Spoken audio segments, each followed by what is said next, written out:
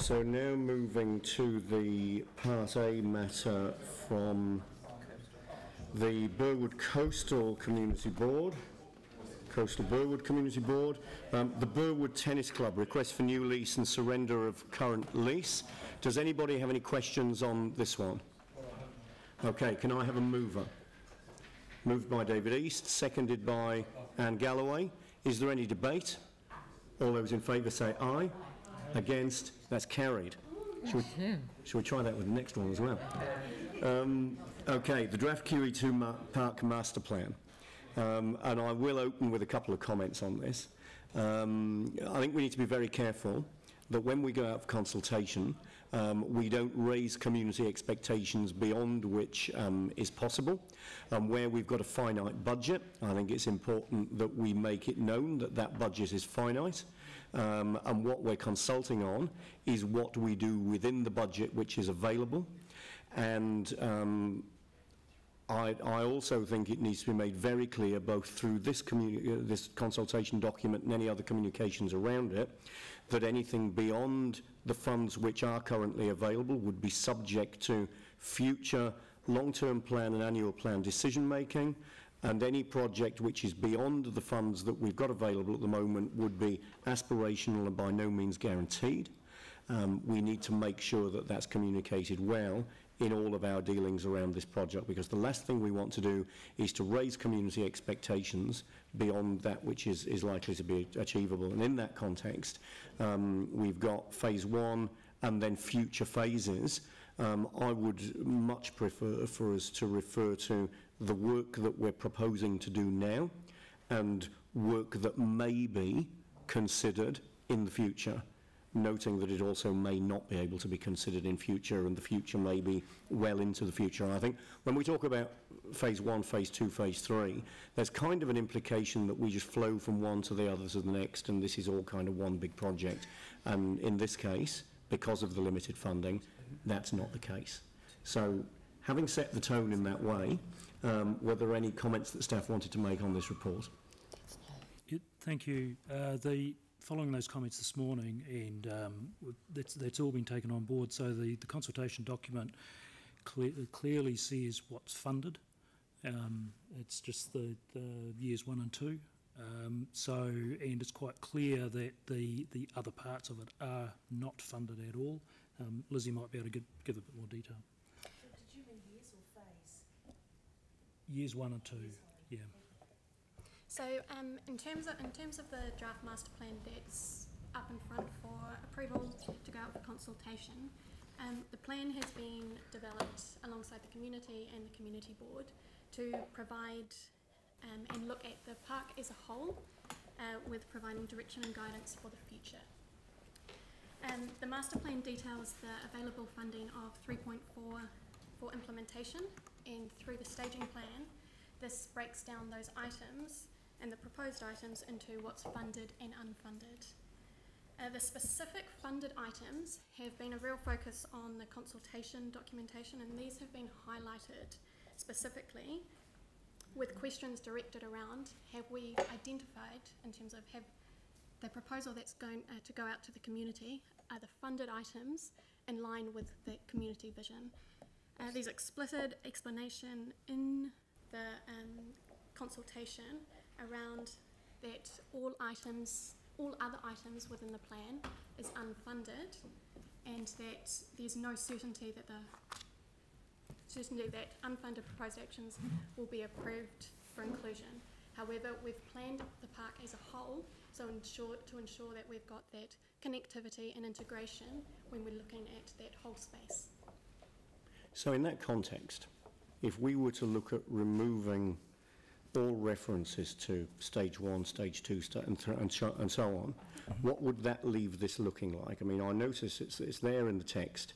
3.4 million raised from the sale of land to Ministry of Education, initial development and implementation of stage 1 of the plan. If we were to say... if you change it to funded versus unfunded. I'm sorry? You could change it to funded versus unfunded. Yes, yeah. I think that's what we need to do. I think, you know, anything that talks about stage 1 implies that there will be a stage 1, stage 2, and so on. I think we need to remove all references to those stages, because realising that this is a plan which is bigger than what we can afford at the moment, we mustn't imply that there will be future stages that may not exist. That's unfairly raising expectations. Sure, and there's great opportunity there, especially with the proximity to Travis wetland and some of the community planting that happens there, that there'll be parts of that the kids can grow plants for and go in and look after and things like that. So there's all sorts of opportunities for that unfunded work that we just can't guarantee, but we're working with community groups. Yeah, okay. In the context of the maps, we've got this A3 insert on the back where we've got colour coding, and again, stage 1, stage 2, stage 3 and so on. What would be your suggestion as to how we could express that if we weren't going to call it stages? So what we can do is look at the stage 1, funded stage, which is identified in the plan as orange, and then all other items we can identify as unfunded in one grouping. Yeah, other possible future work currently unfunded. Yep. And the only other part, the only other colour would be there's existing sports field. We need to put the word existing in there. Yeah, exactly.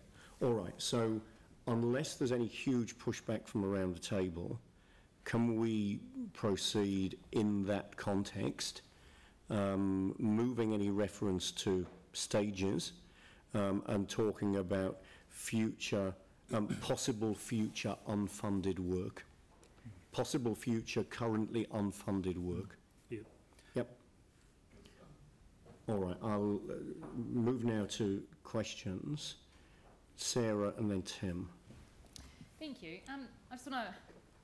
Is this in many ways like what we've got with the Botanic Gardens spatial plan, like we've got with the the Ferry Mead Park, we've got the sports ground and the retention ponds and other future plans which have been consulted on with the community. A plan's been drawn up for some sort of future work, but there's a little bit of funds for Botanic Gardens stuff, but nothing else is in an LTP anywhere. There's nothing in an LTP for Ferry Mead Park. Yep.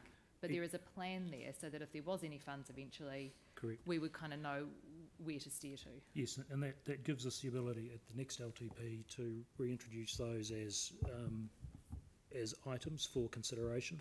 They're not necessarily going to get them at the next LTP, but at least we have the planning done, we have the public feedback, and then we can put those up. And is that something that the park staff would put forward into a draft, or would it come to councillors before it went into a draft? In terms of the LTP? Yeah. The park staff or the Rec and Sport staff would put those forward as proposals, yes. Okay, but proposals for elected members to decide whether they went in or not. Yeah. And things like if there was additional parks funding for sort of parks projects, it would be more likely to go into the Botanic Gardens spatial plan than a local park, if you like. That really depends on how you choose to rank it at the time in terms of the criteria. There's a set of criteria that we rank the projects with. And often, I think when they're presented back to you at LTP time, there's a sort of a funded and unfunded, and that's, we come around the community boards and go, what are your priorities, what would you like to promote? So it's all part of that conversation at the time, but at least by having a master plan in place, you're not putting up sums of money going, hey, we'd like to do some work, but we don't know what it is. Yeah. We've already done the work here. It's puts the whole thing in context as to the whole vision for the site. And you've got a decent budget to do quite a bit of work here, right. which is really, really good. Yeah. What sort of time frame are you looking at for getting, but once the consultation's finished and something's approved, what sort of time frame are you looking at for actually getting that work done?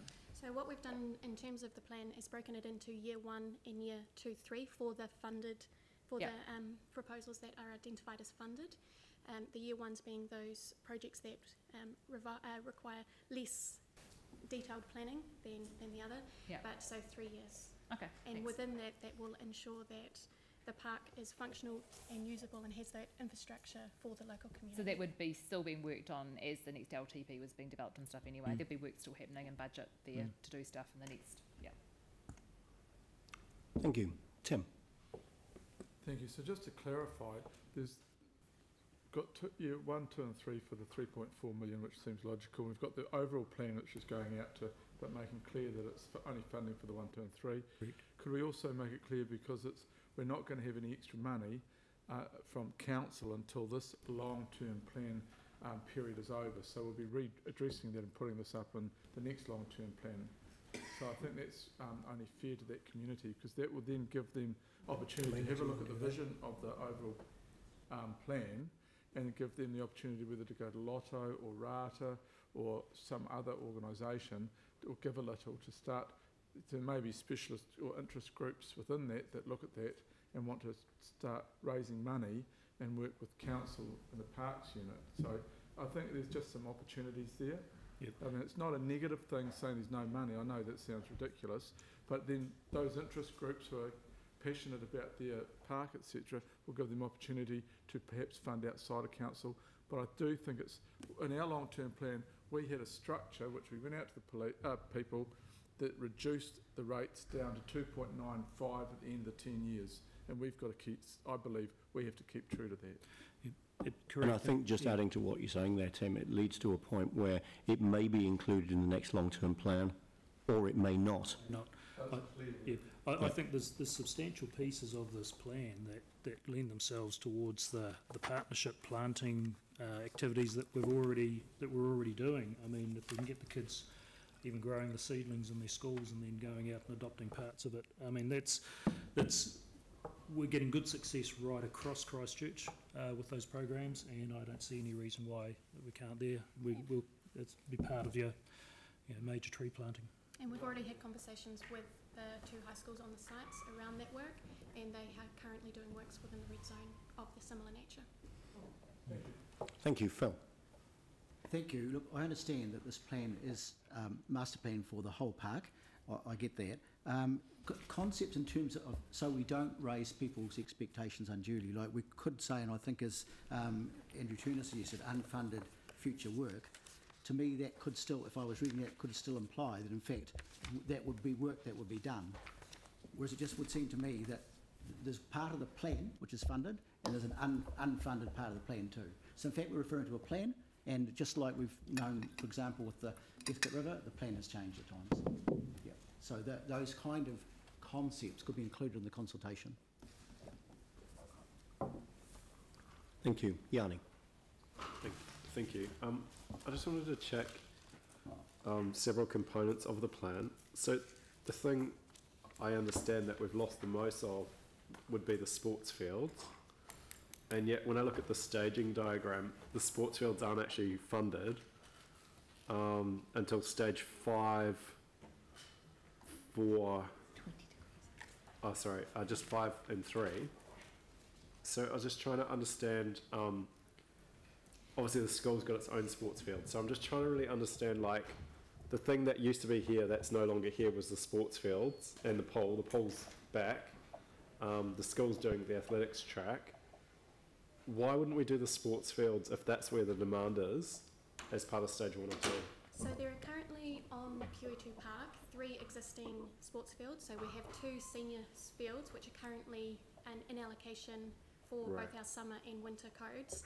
Okay. So in terms of the staging plan, we have left that, we have not coloured the 2 senior sports fields, which we propose to do nothing with because they are currently up to spec. So those 2 are existing, and there's no proposed further work to be included on those 2. The remaining sports field which currently exists on QE2 Park is proposed to be shifted so it runs north-south, not east-west. So that's included in the funded stage. The only sports field that is not proposed to be included within what is funded is the multi-sport field, which has been priced as an artificial base surface, and that has been identified as a future need, but in terms of the space identified in the plan, so that when we come to that, and should we require that in the future, we have the correct spacing there for that. So, and just help me understand why we can't use the school fields. Like, we've done in St. Bede's, for example, with the hockey and the artificial turf, we actually did a partnership, and that's, I think, worked really well. I think it's early days yet, Yanni, in terms of the usage of the fields. I mean, if those fields get fully utilised by the school kids, I mean, that's a great thing as well, because then they're not spilling out into the park. But I think it's early days in terms of working out what the usage is versus what the community uses. So, Okay. I mean, you're right, we do have partnerships with other schools. We've got them at Belfast, we've got them at St Bede's, we've got them all over the place. So, Right. Okay, so the process for that is just through the community board talking to the ministry or of Ed, or it's staff talking to and staff? through staff talking through with the schools. Okay. So the schools are on board on site April next year, Right, and so staff have started conversations in that space, okay. but it's understanding what their need is when they get to site.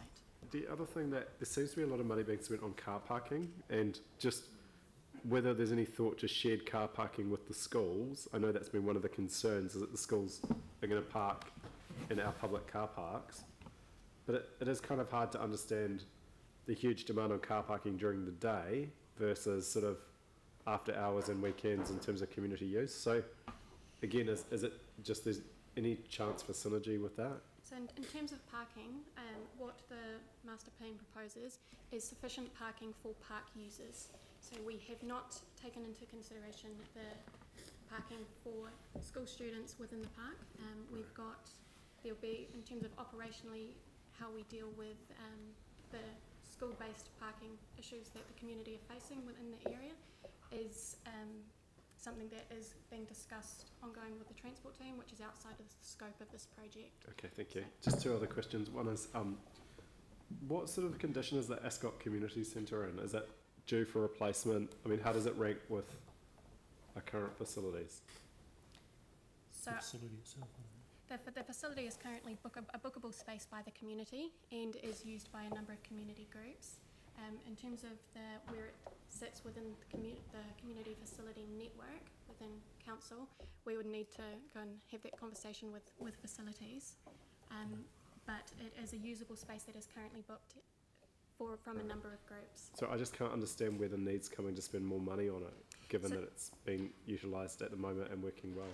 So the current outlook of the community centre is that you've got a large visual barrier between the park and the community centre, and what the plan proposes is integrating the two so that you've got a flow through from the community centre out through. So a lot of the costing in around the community centre is the providing of public toilets, which the park currently does not have any public toilets over and above what's included within Toyota, but the costing within that is around those public toilets in that community space that can be used through from the community gathering area out through to the community play space. Okay, and just the final question was, during the hearings into the land swap, there was a lot of conversation about the fitness trail and access through the school site. And when I look at, and it may just be the way it's presented in the staging plan or the master plan, but it seems to indicate that there's no access through the school site and that there's no access around the school site, which is what we wanted in terms of a fitness trail. So I just wanted to check whether there was any thought given to, the access through the school site and around the school site, particularly around to Bower Ave and Travis Road Medical Centre. Fortunately, the Ministry of Education last week asked me whether they even needed to construct it. And I talked to Mark Noonan as part of his Rec and Sport development on QE2, and the nature of the two paths is completely different. But what I did find out in relation to those, there is a linkage between the school path or the school site linking into the path that Rec and Sport have constructed as part of the QE2. So there's a clear linkage in there for the school to access the Rec and Sport Centre and vice versa for patrons of the Rec and Sport to go into the school site if desired. Sorry, this whole big chunk of QE2, we had a lot of debate about. Is there any sort of cycleway going through here or pedestrian pathway through around that? I don't understand there's a cycleway, but there's a number of what the Ministry of Education are calling public access ways where anybody's free to walk through, and I guess they could cycle through them as well, but it could become a health and safety issue. So there's not. There is paths. through the school site. It's my understanding that in the final negotiations with the ministry, they actually declined to have the fitness track, but as Stephen said, there are corridors of access through the school, but the actual fitness track will run around the perimeter of the school and won't go around through the barrier. So are we able to get confirmation of that from staff? Yep, we can get that. Sorry, I missed that, but there is a new plan that come from MOE with their plans, and that might be answer the questions as well.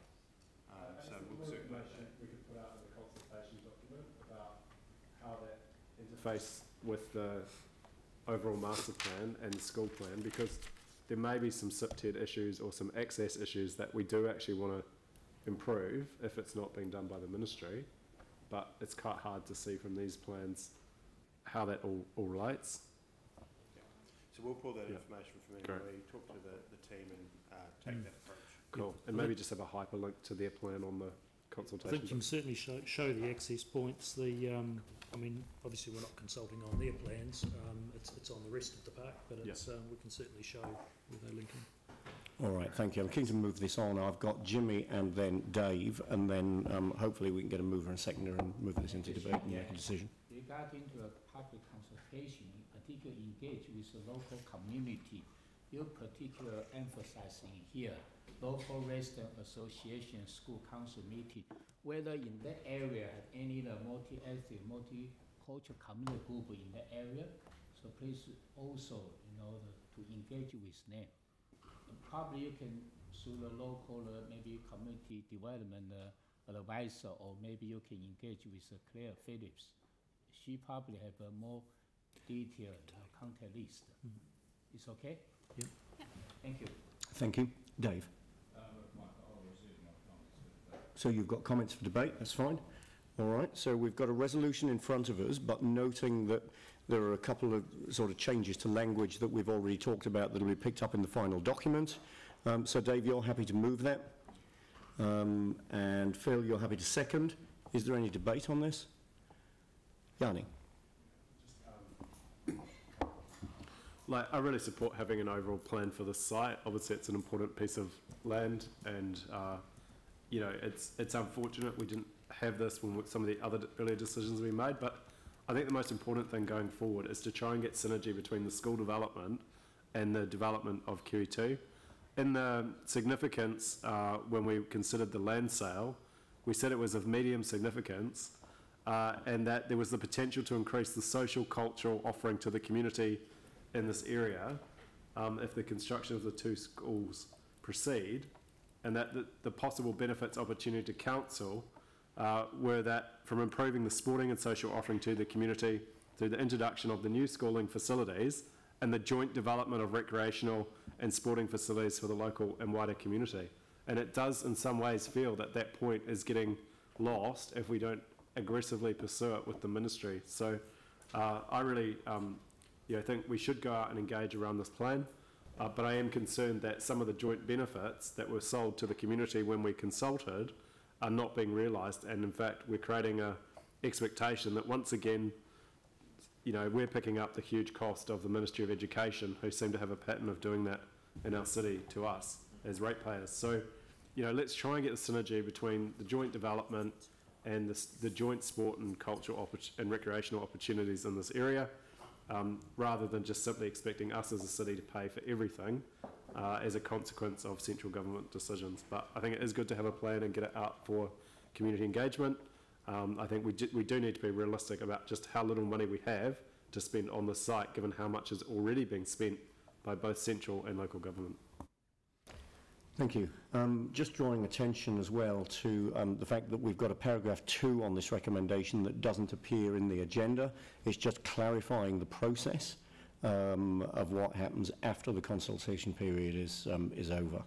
So it's referenced in the report, but it just isn't. It requires a decision of council to make that happen. So I'm assuming the mover and the seconder are happy essentially with that as a process recommendation. All right, that's great. So I will put the motion. Oh, Dave, you're wanting to speak to it? Thank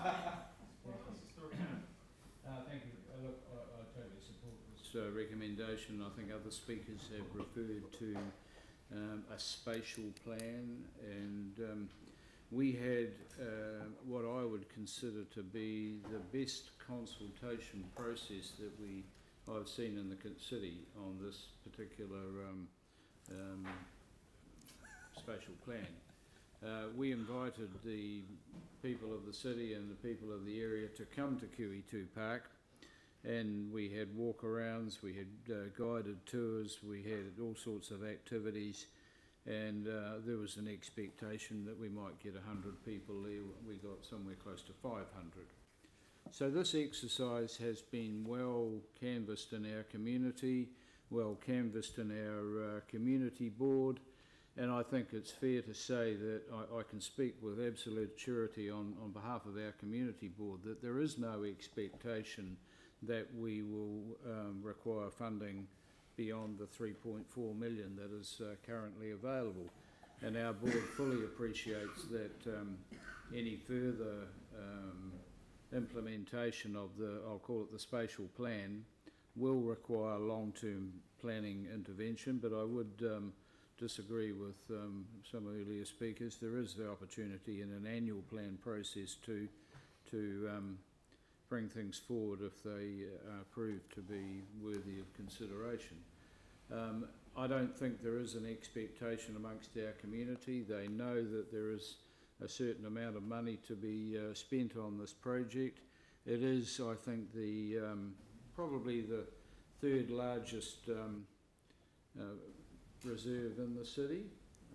Hagley Park, I think Rough Eddy Domain comes in at number 2, and this would be the third largest park. We're talking 36 hectares here. It was originally close to 49, I think, before the schools. So it is a sizable chunk of land, and we in our community, I think, really need to know the long-term vision and aspirations for how this may pan out in the future.